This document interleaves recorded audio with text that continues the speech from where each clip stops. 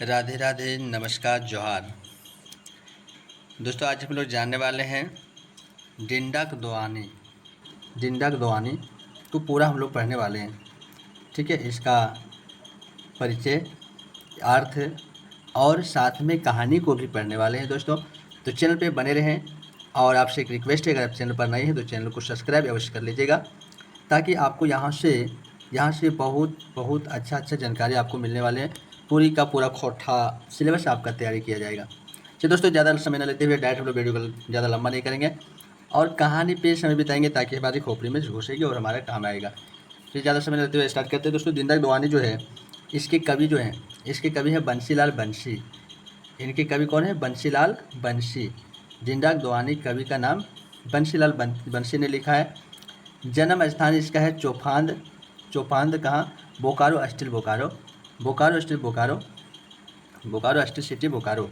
प्रकाशक जो है खोरठा साहित्य सांस्कृति परिषद है। ठीक है, और प्रकाशक का वर्ष इसका है, जो बच्चर है वो 1992 की बात है। 1992 की बात है। और आइए हम लोग देखते हैं यहाँ पे डिंडक दोआनी का सामान्य परिचय को पाएंगे, पढ़ेंगे और समझेंगे। प्रबंध काव्य के दो रूप होता है। कितने रूप होते हैं? दो। एक होता है महाकाव्य, एक होता है खंड काव्य। महाकाव्य जैसे महाभारत है ना, महाभारत वगैरह हो गए, इसे महाकाव्य है। और ये है क्या? खंड काव्य है। डिंडक दोआनी जो है ये एक काव्य खंड है। डिंडक दोआनी क्या है? काव्य खंड है, याद रखना है। ठीक है, यह काव्य जो है बोकारो स्टील कारखाना और उसके लिए हुए जो विस्थापन की पृष्ठभूमि पर लिखा गया है। कहाँ पर लिखा, किस पे लिखा गया है? विस्थापन की पृष्ठभूमि पर लिखा गया है। बोकारो स्टील कारखाना की स्थापना जो है जब हो रही थी, उसी समय की बात है। काव्य का मूल्य कथ्य स्थापितों अपने हक के अधिकार के लिए संघर्ष।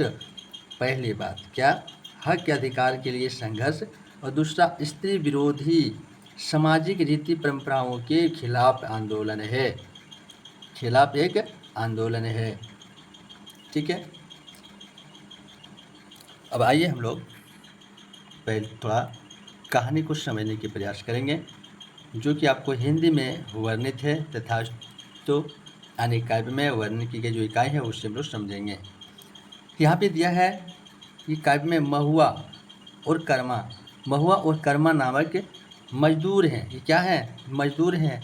ये नेतृत्व में बोकारो कारखाना की स्थापना के दौरान स्थापितों और निर्माण कार्य में लगे मजदूर पर हो रहे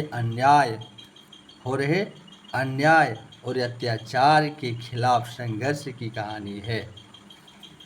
ठीक है, ये जो बोकारो स्टील कारखाना जो हो रहा था, उसमें ये महुआ और कर्मा जो दोनों कौन सी है? मजदूर हैं। वहाँ पे जो अन्याय हो रहा था, अत्याचार हो रहा था मजदूरों के ऊपर, उसी कहानी के जो इन्होंने जो संघर्ष किया है उसी पर कहानी है। साथ ही सामाजिक बुराइयों के विरोध आंदोलन का भी इसमें वर्णन है। क्या है? सामाजिक बुराइयों का विरोध का भी वर्णन आता है। कहानी को आइए समझते हैं। तो कहानी इस तरह कुछ है कि जगन नाम का एक स्वतंत्रता सेनानी था, और जो उस शहीद हो गए। और इसी स्वतंत्रता सेनानी जो शहीद थे, उन्हीं की एक बेटी होती है जिनका नाम महुआ होता है। पिता का यह समय में मौत हो जाता है।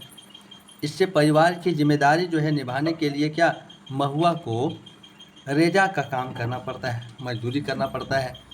और बोकारो स्टील सिटी प्लांट जो है, इस प्लांट के लिए खेती बाड़ी गंवा चुके हजारों विस्थापित महिला, गांव घर के हजारों विस्थापित अगल बगल के महिला पुरुष जीवन यापन करने के लिए, पेट भरने के लिए कारखाना के निर्माण जो हो रहा था उसमें जो मजदूरी कर रहे थे, ये सब अपने जीवन यापन के लिए मजदूरी कर रहे थे। और इनमें से महुआ भी थी। इनमें से कौन थी?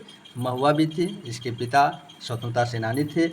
इनकी मौत हो जाता है। घर का पूरा जिम्मेदारी महुआ पे आ जाती है। बेचारी ये भी कारखाना में सभी लोग काम कर रहे थे, जिसमें बोकारो स्टील सिटी कारखाना बन रहा था, तो ये भी काम करने के लिए वहीं पे गई थी। ये भी काम कर रही थी, ये भी एक मजदूर थी। महुआ एक तेज तकरार युवती थी। कैसी युवती थी? तेज तकरार युवती थी और ये काफ़ी संवेदनशील भी थी और स्वाभिमानी भी थी।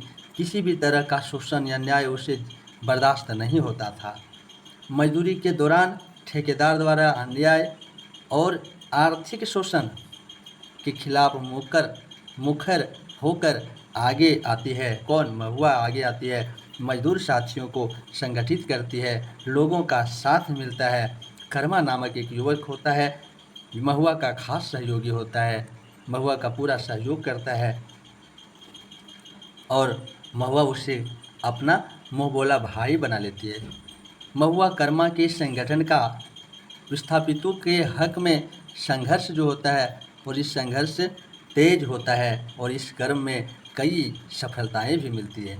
कई सफलता देखिए भाई, कोई भी काम में अगर संघर्ष किया जाए और अगर साथ मिल जाए तो सफलता तो अनिवार्य है, होती ही है। लेकिन महुआ जो थी, ये कारखाना प्रबंधन और ठेकेदार जो है, जो कारखाना का प्रबंधन था, जो ठेकेदार था, उसकी आंखों का एक कांटा बन जाती है कि सब यही करवा रहा है ना, सब यही करवा रहा है। और वे इस कांटा को रास्ते से क्या होता है, रास्ते से निकालने के लिए मौके की तलाश में रहता है। कर्मा अपने गांव की एक विधवा युवती जिसका नाम था सुगिया, उससे विवाह करता है। इसके पीछे भी कारण होती है तथाकथित उच्च जाति की और जमींदार खानदान की बाल विधवा जो होता है, जीवन से निराश हो चुकी थी। सुगिया नाम का है, जीवन से निराश थी। कहेंगे कि अच्छी खानदान का, जमींदार खानदान की थी, तो ये मजदूर से शादी क्यों किया? इसके पीछे भी कारण है। ये अपना जीवन से विधवा हो गई, जीवन से निराश हो गया था और ये आत्महत्या करने के लिए दामोदर नदी में कूद जाती है। संजोग से कर्मा उसको देख लेता है और उसे डूबने से बचा लेता है। कर्मा सुगिया को जीवन का एक नया पाठ पढ़ाता है और सुगिया की चुनौती पर यह विवाहित कर्मा ने उसे अपना जीवन साथी बना लेता है। कर्मा के इस साहसिक और क्रांतिकारी कदम में महुआ उसके संगठन का भरपूर सहयोग मिलता है। जो कारखानों में चल रहा था दोनों का संगठन, सारे मजदूरों का, है ना, वो सारे संगठन और जो महुआ है, जो इस सभी का मजदूरों के लीडर का जो नेता है, इस सभी लोग मिलकर इसको साथ देता है। ठीक है, सभी मिलकर इसे साथ देता है।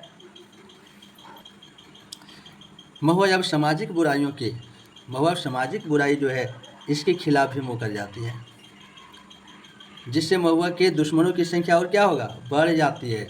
अंततः कारखाने के ठेकेदार और सुगिया के जमींदार ये क्या करते हैं, सुगिया के जमींदार जो हैं, ससुराल वाले मिलकर महुआ को मिलकर महुआ की हत्या करवा देता है। और उसी दिन कर्मा की पत्नी जो सुगिया है, कर्मा की पत्नी सुगिया जो है, उसके कोख से एक कन्या का जन्म होता है। कर्मा और सुगिया पति पत्नी है। महुआ का जब दुश्मन बढ़ जाता है तो क्या होता है, अब ये स्त्रियों के प्रति जो अत्याचार होता है उसके प्रति भी मुकर गई।